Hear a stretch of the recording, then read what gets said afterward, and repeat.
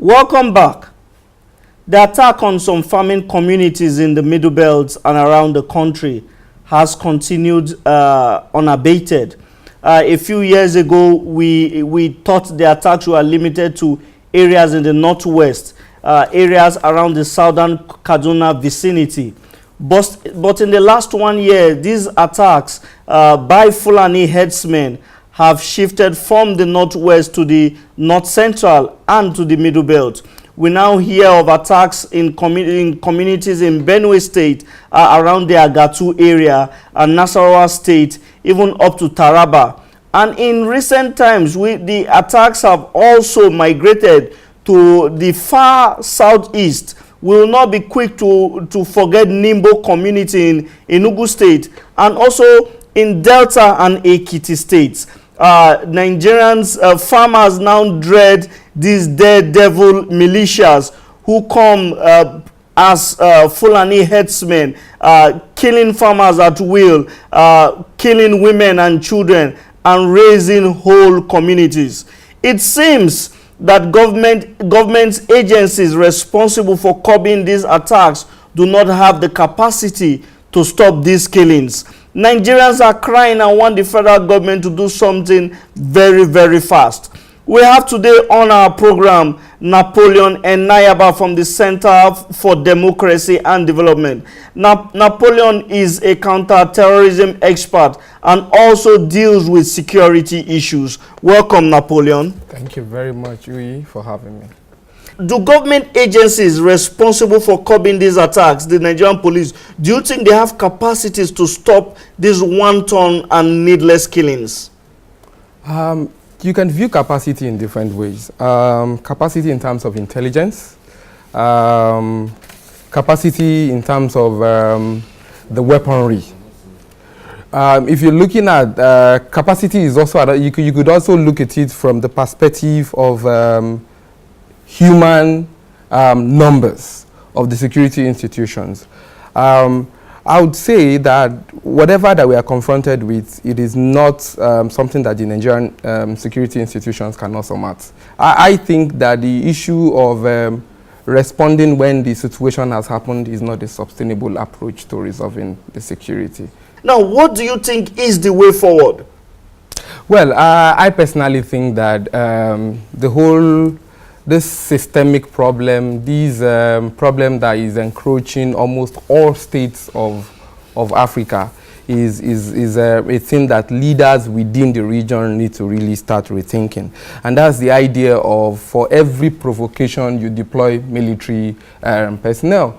And considering the fact that you have built institutions that are supposed to maintain civil order, ensure that people who are veering off track are paddled back to track, it's not really a reasonable approach. Yes, the military is overstretched. Yes, military responsibility is expanding by the day, but we must not also forget that we have statutory institutions that have been created purposely to respond to this issue.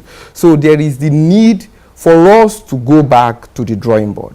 What has really happened to the Nigerian police, such that we do no longer see them as viable institutions that can deal with this issue. Because for as long as we continue to deploy military men, the need for us to really strengthen the police as an institution to be able to deal with statutory response, or for people to become convinced. I think that it starts from there also. The fact that the government don't even have trust that the Nigerian police force has the strength and the capacity to deal with the problem that we are faced with is one problem. Two is the fact that we cannot shy away from the fact that something is wrong. Something is wrong in terms of the effectiveness of the police as an institution.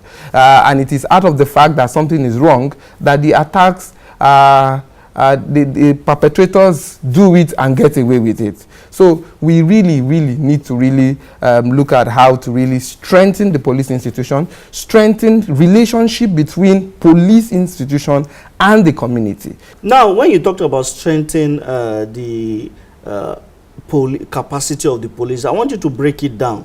Because once upon a time we had Nigerian soldiers running away from ragtag Boko Haram terrorists, and it was identified that these soldiers were ill-equipped.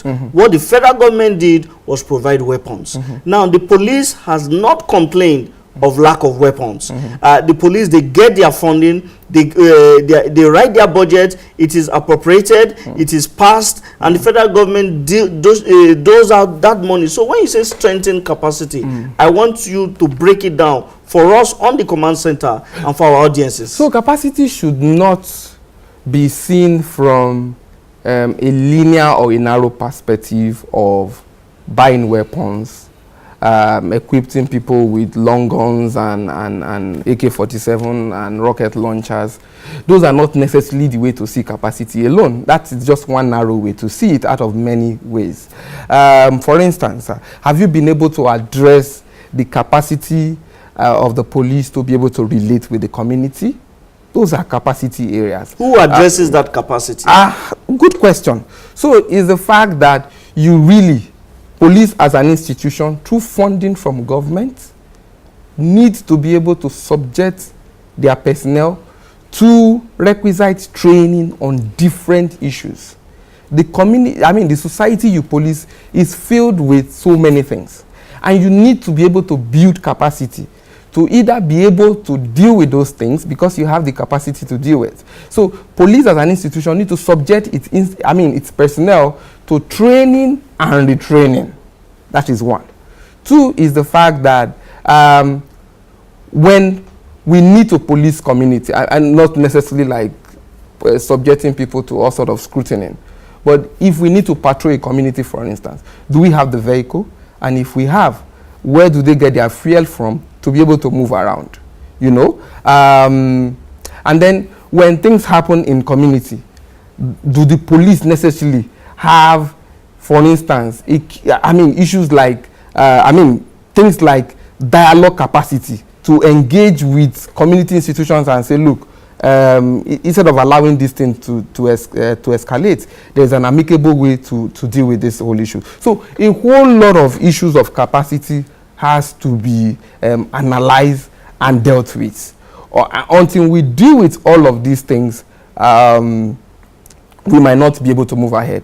So in very clear terms, you are saying that the onus now is on the police leadership to step up their game and to ensure that these killings come to an end. Yeah, you do not presume, you do not sit down and presume that because he's a policeman with a uniform, that he will be able to deal with all the problem.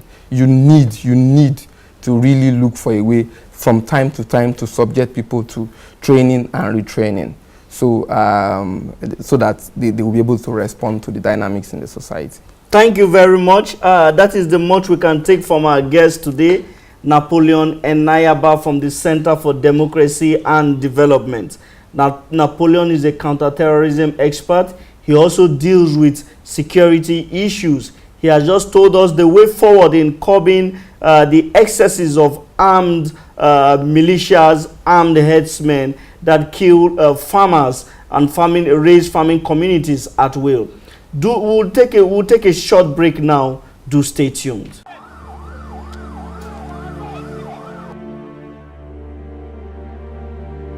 Terrorism is not jihad. It is cruel, wicked, and man's inhumanity to man. Both Islam and Christianity abhor the killings of the weak and defenseless. There can be no development without peace and security. See something, say something. Let's give peace a chance.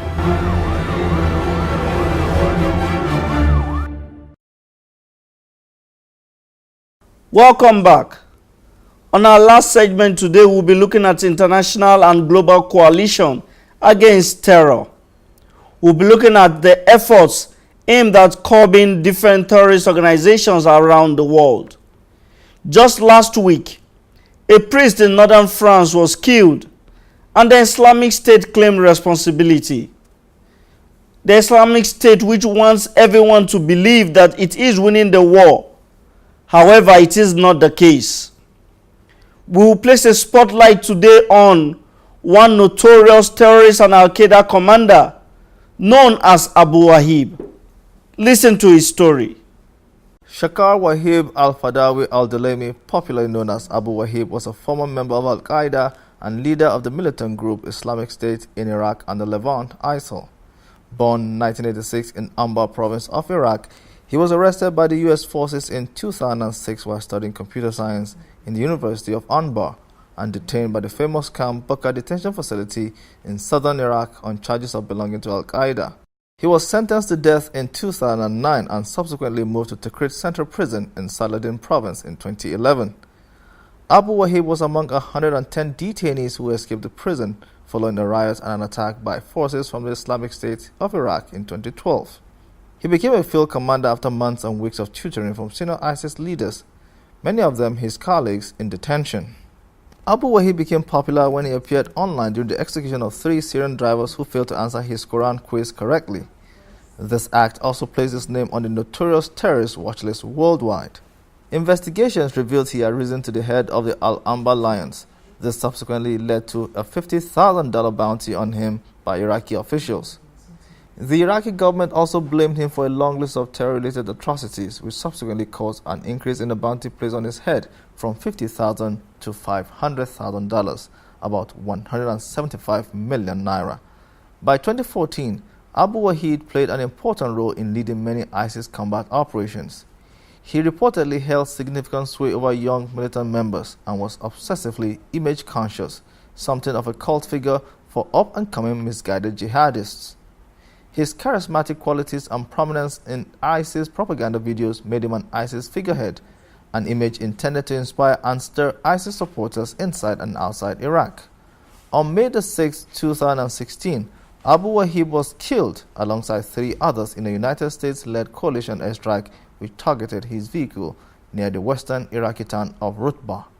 An unfortunate end for a misguided youth and a clear signal that terrorism does not pay. It is a shortcut to quick and shameful death. We have come to the end of today's episode on Command Center.